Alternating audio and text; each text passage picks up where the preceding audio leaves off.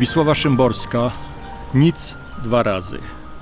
Nic dwa razy się nie zdarza i nie zdarzy. Z tej przyczyny zrodziliśmy się bez wprawy i pomrzemy bez rutyny.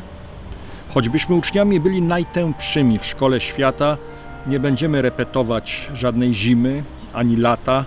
Żaden dzień się nie powtórzy, nie ma dwóch podobnych nocy, dwóch tych samych pocałunków, dwóch jednakich spojrzeń w oczy. Wczoraj, kiedy Twoje imię ktoś wymówił przy mnie głośno, tak mi było, jakby róża przez otwarte wpadła okno. Dziś, kiedy jesteśmy razem, odwróciłam twarz ku ścianie. Róża? Jak wygląda róża? Czy to kwiat, a może kamień? Czemu Ty się zła godzino z niepotrzebnym mieszasz lękiem? Jesteś, a więc musisz minąć. Miniesz, a więc to jest piękne.